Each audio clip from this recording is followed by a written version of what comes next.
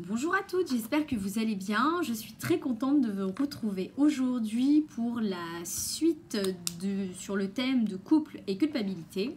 Donc voilà, je voulais revenir en fait quelques minutes au tout début de cette vidéo pour vous parler de la NIDA, pour faire en fait un complément de ce que j'avais déjà dit sur la première.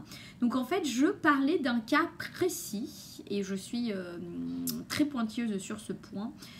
Quand le mari, religieux ou pas, n'est pas très au fait sur la Nida, qui ne veut pas respecter en fait les commandements de la Torah, d'accord?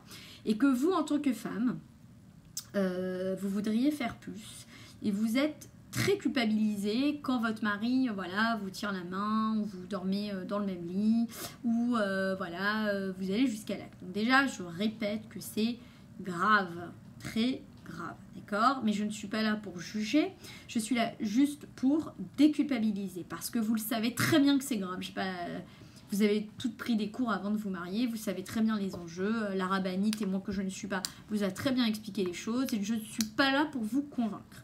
Je suis là pour vous dire que si jamais ça arrive, d'accord, si jamais ça arrive, ne lâchez rien.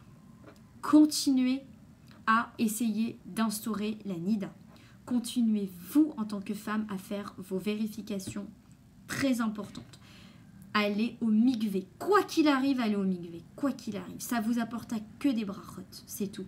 Allez au mikvé, d'accord? Parce que ça nettoie tout. Ok, toutes les fautes, tous les trucs, ça nettoie. Donc, faut y aller, faut y aller, faut y aller, même si on n'est pas à 100% au top de la Nida, d'accord? Et surtout, je voulais juste compléter que la Nida a été instaurée pour les femmes, un peu comme la Ketouba, pour nous protéger.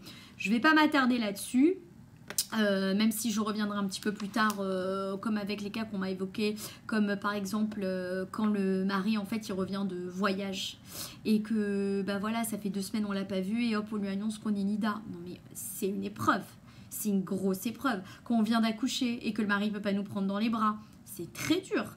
C'est très très dur. Ça, personne n'a dit que c'était facile. Ça n'a rien de facile. Mais la seule chose que je veux vraiment dire, c'est que même si c'est pas facile, pareil, il faut pas lâcher. D'accord? Donc ça, c'était pour fermer... Ça, c'était pour fermer la parenthèse de la Nida, d'accord? Et sachez, voilà, je voulais juste dire que vous n'êtes pas seul à galérer sur ce point-là. Il y a beaucoup, mais il y a beaucoup plus de couples qui font pas la Nida malheureusement que ceux qui la respectent, d'accord? Donc celles qui respectent la Nida, d'accord, je sais que vous avez du mal à comprendre, je sais que c'est très difficile pour vous, c'est très difficile en fait de vous mettre à la place de celle qui a un mari qui ne veut pas le faire, d'accord? Et ben comme vous n'êtes pas à la place, ben en fait on peut rien dire. On peut rien dire, on peut ni juger ni dire parce qu'on n'est pas à la place de l'autre, voilà. Donc, je suis très dure sur ce point dans le sens où tant qu'on n'est pas à la place de l'autre, on ne peut pas juger. Donc, quand vous allez raconter en fait quelque chose à votre copine, ok, faites attention à qui vous racontez ce genre de choses parce que la copine peut vous culpabiliser encore plus. Pas parce qu'elle est méchante, ça n'a rien à voir, c'est parce que c'est dans son ADN et parce que depuis que nous sommes dans le berceau, nous sommes bercés en fait par, en tant que Françaises et Français, nous sommes un peu influencés par la judéo-chrétienté. Oui, parce que la France est un pays laïque, catholique, oui, jusqu'à aujourd'hui, hein, preuve du contraire. Et donc, nous avons été bercés par tout ça. D'accord? Par cette culpabilité. Donc, j'aimerais vraiment qu'on travaille là-dessus. Et surtout, si vous voulez vous confier à quelqu'un sur ce sujet ou sur d'autres sujets, allez voir une amie qui essaiera de vous comprendre et qui ne va pas vous condamner. D'accord? Il faut surtout aller voir quelqu'un qui a été à votre place. Parce que si la personne n'a pas été à votre place, ça sert à rien de m'en parler. C'est pas parce que, comme je vous dis, elle n'est pas du tout méchante cette fille, c'est juste qu'elle ne sait pas. Voilà. Donc là, je voulais justement ouvrir cette parenthèse de se confier sur quelque chose. Alors, j'ouvre je commence un sujet assez fou. Âme sensible, s'abstenir. Celle déjà qui trouve que je suis beaucoup trop moderne et beaucoup trop ouverte, éteignez-moi la vidéo, faites autre chose, d'accord? Parce que là, je m'attaque à un thème qui est, et si jamais je reçois un béguin pour un copain de mon mari, ou un copain tout court, ou un collègue, d'accord? Ça peut arriver qu'une femme mariée, d'accord, elle apprécie beaucoup la compagnie de quelqu'un, d'accord? Donc, est-ce que c'est grave? Est-ce que vous êtes une femme frivole qui rasve shalom, et j'insiste sur ce point, rasve khalila, qui va tromper son mari? Lo alinu, il est hors de question. Et ce n'est pas parce que vous avez eu une pensée qui traîne pour quelqu'un de votre entourage, d'accord, que vous n'aimez plus votre mari et que ça va pas. C'est une alerte. Je répète, quand on a le béguin pour un collègue, un copain, le pédiatre, j'en sais rien, n'importe quel type qui passe, d'accord, ou le copain de sa copine, parce que vous trouvez qu'il est trop sympa avec elle, qu'il est trop bien, qu'il est trop gentil, qu'elle a trop de chance, on va revenir sur ça, c'est que ça ne va pas, c'est que vous vous reposez sur les lauriers de votre mariage. Un mariage, c'est tous les jours, pas qu'un mariage, c'est un couple, ça se travaille tous les jours, il n'y a pas d'acquis. Il n'y a jamais d'acquis dans un mariage. C'est pas parce que vous avez proposé un truc à votre mari que ça va être toujours comme ça. Un couple, ça évolue, ça change et heureusement, d'accord? Donc quand on a le béguin pour quelqu'un, déjà c'est une pensée. Donc c'est pas comme si vous avez fait un acte grave, car il n'y a pas d'acte. La pensée devient grave quand il y a acte. Et là, je vais me faire déchirer parce qu'on va me dire oui, mais ça va pas parler comme ça. Tout commence par une pensée. Oui, tout commence par une pensée, mais est-ce que les pensées, on peut les contrôler au jour d'aujourd'hui? Non. On ne peut pas contrôler ses pensées ou son petit béguin. La chose qu'on peut contrôler, c'est de arrêter ça et de ne pas l'entretenir. On n'entretient pas le béguin sous aucun prétexte. Si vous avez un collègue avec qui vous vous entendez plus que de raison, on évite de lui parler. Ouais, bah c'est comme ça. Et jusqu'à changer de travail. Je suis très sérieuse. Et surtout, et c'est là qu'il faut travailler avant de penser à toutes ces conséquences drastiques comme voilà, on dit à son mari, voilà, écoute, je suis désolée, je préfère que ton ami, là, il revienne plus à la maison parce que ça me met mal à l'aise. Après, tout dépend de la communication que vous avez avec votre mari. Il y en a, ils sont très libres. Ah, celle-là, je trouve qu'elle me plairait bien, cette petite mignonne, si je n'étais pas mariée avec toi. Il y en a qui parlent comme ça. Il y a des femmes, elles sont pas jalouses. Elles disent, ouais, bon, bah, il la trouve jolie, je m'en fous. Ah, il la trouve sympa, ouais, je m'en fous. Il y en a d'autres qui sont très jaloux. Et hors de question que je dise à mon mari, ah, pour celui-là, j'ai eu le béguin. Hors de question. Bah, c'est pas comme si vous l'avez trompé, là, allez-nous, pas du tout. C'est juste que vous gardez ça pour vous et vous lui dites, c'est quoi, il me met mal à l'aise. Ce qui est le cas, il vous met mal à l'aise, vous n'êtes pas détente et en sécurité quand il est là. Donc, vous pouvez lui demander, tu peux le voir dehors, tu peux le voir ailleurs, non. Donc, la seule chose que je veux juste évoquer avec vous aujourd'hui, c'est que c'est une alerte pour son couple et il faut s'en occuper. Pourquoi? Je vais vous donner un exemple rapide que ma mère, qui me vient de ma mère. En fait, quand on était petite, ma mère, elle nous a toujours dit, ne regarde pas l'assiette de l'autre, d'accord? Quand je sers la dafina, je sais exactement de combien tu as besoin, de ta soeur combien elle a besoin, de ton frère et de ton père, d'accord?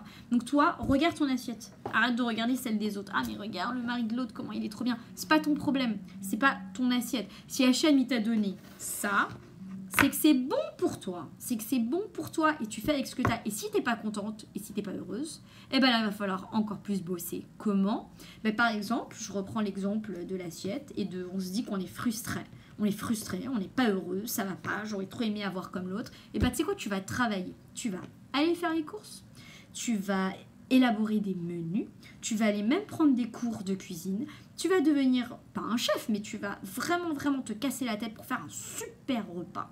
Et tu vas vraiment te faire un truc tellement bien que tu veux que je te dise à la fin, quand tu vas servir tes invités ou quand tu vas servir ton mari, je ne sais pas si vous avez remarqué quand vous cuisinez pour tout Shabbat, après vous n'avez pas spécialement faim parce que vous êtes tellement donné de mal, vous êtes tellement donné à 100% en fait dans la préparation de ce repas que fait non mais c'est quoi, ça va, je prends un petit peu, c'est bon, manger, ça va, moi j'ai mangé déjà.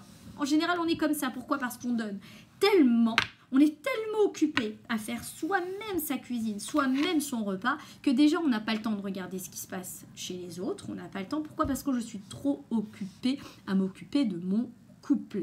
J'organise des soirées pour mon mari, je trouve des sujets de conversation le soir pour mon mari, et vice versa, hein. Et le mari et la femme pareil, hein. C'est parce que je parle à mon nom en tant que féminin, mais c'est pareil pour l'homme. Je dois organiser une sortie, je dois organiser un petit voyage, même en famille, mais je dois organiser des choses, je dois me bouger. Et si je me bouge, et si tous les jours j'essaye de penser, voilà, dans 2 semaines on va faire ci, dans 1 semaine on va faire ça, ah tu sais quoi, j'ai pensé qu'on pourrait faire ensemble une activité, on peut aller marcher tous les soirs une demi-heure ensemble, je sais pas, n'importe quoi, de temps de vous donner des perspectives avec votre mari, d'accord? C'est ça. Pourquoi? Parce que vous serez tellement occupé à travailler sur votre couple, à travailler sur cet amour qu'il faut entretenir au quotidien, que vous n'aurez ni le temps d'avoir le béguin, ni le temps de regarder le mari de l'autre et de comparer, ah regarde celui-là, il est grave et tout. Pourquoi? Parce que Hachem il lui a donné ça, c'est pas ton problème, d'accord? Mais c'est surtout, il va se passer un truc énorme. C'est que si vous commencez à travailler pour votre couple et que vous êtes heureuse, parce que vous allez construire. On est heureux, on trouve le bonheur que dans le travail et dans la construction de quelque chose. C'est ça le vrai bonheur, qu'on a vraiment travaillé, ok? Et qu'on reçoit les fruits de ce qu'on a travaillé. C'est là où le bonheur est vraiment au fond. Vous savez quoi? Vous distribuerez aussi, vous serez tellement rassasié, vous serez tellement heureuse d'être avec votre mari que vous souhaiterez la même chose à votre copine et à l'autre copine. Vous souhaiterez tout pareil aux autres. Vous direz, ah là, je suis tellement bien avec mon mari, tu sais quoi, je te souhaite d'avoir le même que le mien. Je te souhaite. Et le béguin, et les pensées, et les, oh, je trouve mignon, lui, sympathique. Aux oubliettes, c'est rien de grave. Ça arrive à tout le monde. Je répète, je l'ai dit, je crois 5 fois, c'est une alerte qu'il faut aller bosser. Voilà. Donc, c'est tout pour aujourd'hui. J'espère que cette vidéo va nous faire souffler un petit peu de tout ce qu'on ressent, de toute la négativité, l'énergie négative qu'on accumule en se faisant des montagnes et des montagnes seulement par rapport à nos pensées. D'accord? S'il n'y a pas d'acte, on se détend. D'accord? Tout va bien se passer. Ok? Hachem, il voit dans le cœur de la femme. D'accord? Il voit dans le cœur ce qu'elle ressent. Ok? Donc si vous vous dites, ah, juste pour terminer une anecdote, j'avais un pédiatre. Je m'entendais très très bien avec le pédiatre de mon fils. Chaque fois que j'allais pour le vaccin, on s'occupait de mon fils de 5 minutes et après on papotait pendant 15 minutes. Et voilà, j'étais contente d'aller chez le pédiatre et tout, c'était trop sympathique, hein, trop frais et tout machin. Et je me suis dit, c'est bizarre, je suis très contente d'aller le voir à chaque fois, je me dis, je veux passer un bon moment. Et un jour, je l'ai vu à l'extérieur du cabinet. Et là, il commence à papoter. Ah, salut, comment ça va les enfants? Ça fait plaisir de vous voir à l'extérieur, ça va votre blouse blanche.